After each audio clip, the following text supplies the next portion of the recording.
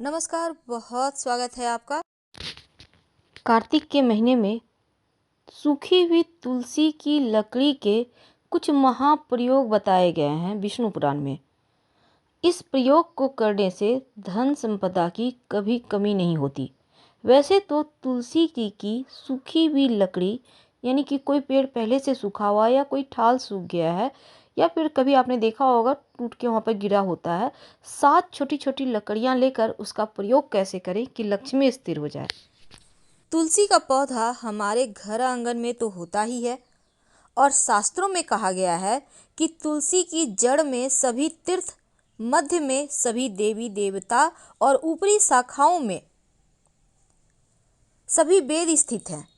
और तुलसी का अगर प्रतिदिन दर्शन करते हैं तो पापों का नाश होता है। पूजन करने से मोक्ष की प्राप्ति होती है।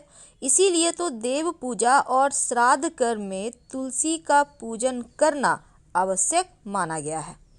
तुलसी के पत्र से पूजा करने से व्रत, यज्ञ, जप, होम, हवन का पुण्य भी प्राप्त होता है। तुलसी के बारे में जितनी भी बखान किया जाए वो कम है, लेकिन पद्म पुराण में वर्णन आता है कि जहाँ तुलसी का एक भी पौधा होता है वहाँ ब्रह्मा, विष्णु, शंकर भी निवास करते हैं। और तुलसी की सेवा करने से महापातक भी उसी प्रकार नष्ट हो जाता है जैसे सूर्य के उदय होने से अंधकार समाप्त हो जाता है। कहते हैं जिस प्रसाद में तुलसी नहीं होता उसे भगवान भी स्वीकार नहीं करते। तो भगवान विष्णु, योगेश्वर कृष्ण और बालाजी के पूजन के समय तुलसी के पत्तों का हार बनाकर उनको पहनाया जाता है। तो तुलसी की महिमा बहुत है, इसके बारे में हम फिर कभी आपसे बहुत सारी बातें करेंगे, लेकिन 2 बातें खास। तुलसी का गमला रसोई के पास रखने से पारिवारिक कलह समाप्त होता है और वास्तु दोष दूर करने के लिए तुलसी के पौधे को अग्नि कोण यानी दक्षिण पूरब से लेकर उत्तर पश्चिम तक के खाली स्थान में आप लगा सकते हैं। अगर खाली स्थान ना हो तो गमले में भी आप लगा सकते हैं। पूरब दिशा की खिड़की के पास रखने से पुत्र यदि जिद्दी है तो उसका हठ दूर होगा। संतान अपनी अगर मर्यादा से बाहर है, नियंत्रण में नहीं है, तो तुलसी को पूरब दिशा में रखें। तुलसी के पौधे में से 3 पत्ते किसी न किसी रूप में संतान को खिलाते रहें तो संतान आपका आज्ञाकारी होगा। अगर आपकी बिटिया विवाह के लिए है, विवाह में विलंब हो रहा है, तो घर के अग्नि कोण में तुलसी का पौधा लगवाकर कन्या से जल अर्पित करके प्रदक्षिणा करवाएं तो विवाह जल्द हो जाता है। अगर नौकरी में उच्चाधिकारी के कारण परेशानी हो तो ऑफिस में जहां भी खाली जमीन या गमले हैं वहां पर मिट्टी में सोमवार को तुलसी के 16 बीज सफेद कपड़े में बांध कर दबा दें तो सम्मान मिलेगा। तो तुलसी लाल किताब में भी कहा गया है कि बुध ऐसा ग्रह है जो अन्य ग्रहों के अच्छे और बुरे प्रभाव जातक तक पहुंचाता है और तुलसी बुध का कारक भी है। बुध का प्रभाव हरे रंग पर है और बुध को पेड़ पौधों का कारक माना जाता है।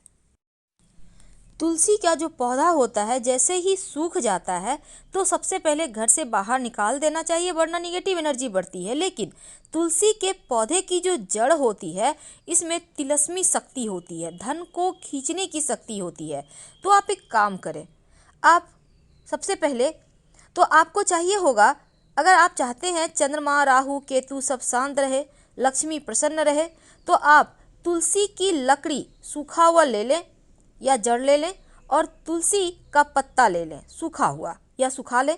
इसको कूट कर पाउडर मिला लें और थोड़ा सा नमक ले लें। इन तीनों चीज़ों को मिलाकर एक डब्बे में स्टोर करके रख लें।